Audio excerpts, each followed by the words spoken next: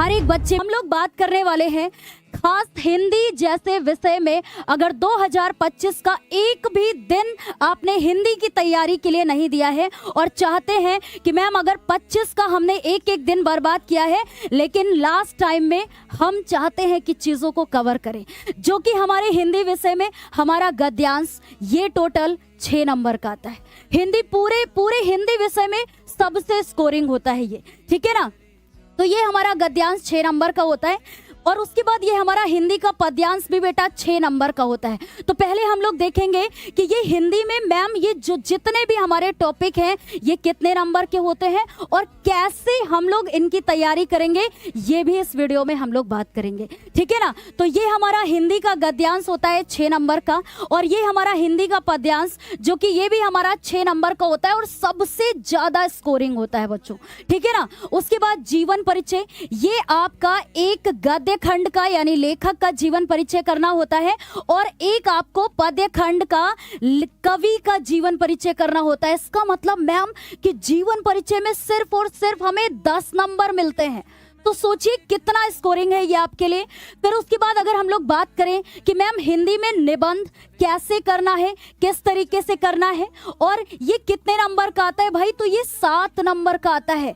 ये छोटी छोटी चीजें हमारे लिए हिंदी जैसे विषय में सबसे स्कोरिंग है बच्चों, है ना। और ये फिर उसके बाद हमारा क्या है, पत्र, जो कि ये कितने नंबर का आता है, 4 नंबर का आता है। हर एक बच्चे के मन में ये क्वेश्चन होता है कि मैम अगर हमारे पेपर में निबंध आएगा तो कैसे हम लिखेंगे, पत्र आएगा तो कैसे हम लिखेंगे। और सबसे बेहतरीन जो जहां से क्वेश्चन बनते हैं और हर एक बच्चे के मन में ये डर आता है कि मैम हिंदी गद्य पद्य साहित्य के इतिहास में रचनाएं कहां से आती हैं, कैसे तैयार करेंगे मैम। तो सबका हल आज की वीडियो में हम लोग देखेंगे, ठीक है ना। तो ये आपका जो हिंदी गद्य पद्य साहित्य में रचनाएं होती हैं तो उनको भी हम लोग देखेंगे कि मैम कैसे और किस तरीके से तैयारी करें कि भाई हमारे ये 10 में 10 नंबर हमारी मुट्ठी में हो, ठीक है ना। फिर उसके बाद हम लोग बात करेंगे कि मैम हिंदी जैसे विषय में ही हमें खंड काव्य भी करना होता है, जो कि ये टोटल हमारा 3 नंबर का होता है, ठीक है ना। ये 3 नंबर का होता है। और फिर मोस्ट इंपॉर्टेंट कि मैम हिंदी में ही तो अनिवार्य संस्कृत भी करना होता है, ठीक है ना। तो अनिवार्य संस्कृत में आपका गद्यांश जो कि अनुवाद करने के लिए आता है, फिर होता है आपका पद्यांश जो कि आपका ये भी अनिवार्य संस्कृत में ही आता है और ये दोनों आपके 5-5 नंबर के होते हैं, ठीक है ना। तो ये आपका हो गया इसमें अनिवार्य संस्कृत में ही 5 नंबर का गद्यांश। बहुत ध्यान से एक बार सुनिएगा, 5 नंबर का आपका हो गया श्लोक जो कि आपका पद्यांश होता है। पद्यांश बोले श्लोक बोले बात एक ही होगी, लेकिन हम लोग देखेंगे कि मैम कैसे हम लोग इनकी तैयारी करेंगे। तो ये हो गया आपका।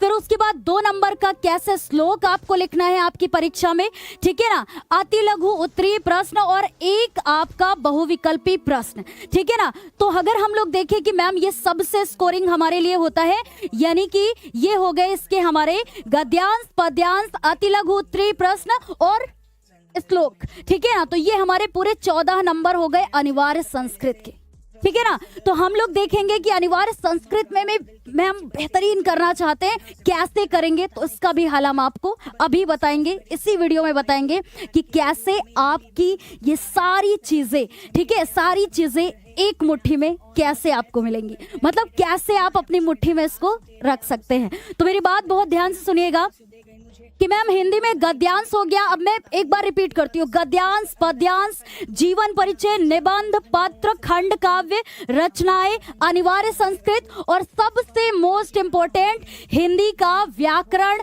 जो कि मैम इसके 10 बहुविकल्पी प्रश्न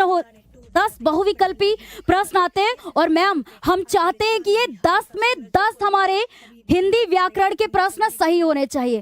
तो अब हर एक बच्चे के मन में ये प्रश्न आ रहा होगा कि मैम हिंदी में ये सारे टॉपिक क्या हमें एक क्लास में मिल सकते हैं, क्या ये सारे टॉपिक हमें एक क्लास में मिल सकते हैं, गद्यांश पद्यांश जीवन परिचय खंड काव्य अनिवार्य संस्कृत और हिंदी व्याकरण और यहाँ तक कि सबसे मोस्ट इंपॉर्टेंट गद्य पद्य साहित्य का इतिहास, जहां से बहुत सारी ये रचनाएं हमें देखने को मिलती हैं और एक एक रचना आपके बोर्ड एग्जाम में आपको देखने को मिलेगी। तो भाई हम लोग करने वाले हैं ये सारी चीजें जो आप देख रहे हैं, ये सारी चीजें एक क्लास में करने वाले हैं। और हर एक बच्चे को खुश हो जाना चाहिए कि क्या मैम हिंदी में 100 हम लोग एक क्लास करके ये बेहतरीन स्कोर कर सकते हैं। तो बिल्कुल हर एक बच्चे को पता होना चाहिए कि 31 दिसंबर सुबह 11 बजे, ठीक है, एक फिर से सुनिएगा एक बार कि 31 दिसंबर सुबह 11 बजे हम लोग इस क्लास की शुरुआत करेंगे बच्चों, है ना, जिसमें ये सारे टॉपिक हमारे शामिल होंगे। शुरुआत करेंगे और अंत करने का समय निश्चित नहीं है, क्योंकि जब तक हम लोग ये सारी चीजें कंप्लीट नहीं कर लेंगे तब तक हम लोग क्लास को समाप्त नहीं करेंगे, क्योंकि ज्ञानोदय पर क्लास शुरू करने का समय होता है, अंत करने का नहीं। तो हम लोग एक क्लास की शुरुआत करेंगे जिसमें हर एक टॉपिक को शामिल करेंगे और बेहतरीन तैयारी करेंगे। फिर से मैं आपको एक बार याद दिला दूं कि 2025 का आपने एक एक दिन बर्बाद कर लिया है, लेकिन 31 दिसंबर 2025 को आपको इन सारी गलतियों का एक साथ में सुधार कर लेना है और हमारे साथ सुबह 11 बजे से क्लास की शुरुआत करना है और मिल करके हम लोग अंत करेंगे। तो आप लोग को कमेंट करके बताना है कि कल सुबह 11 बजे कौन कौन हमारे साथ क्लास में लाइव आ रहा है।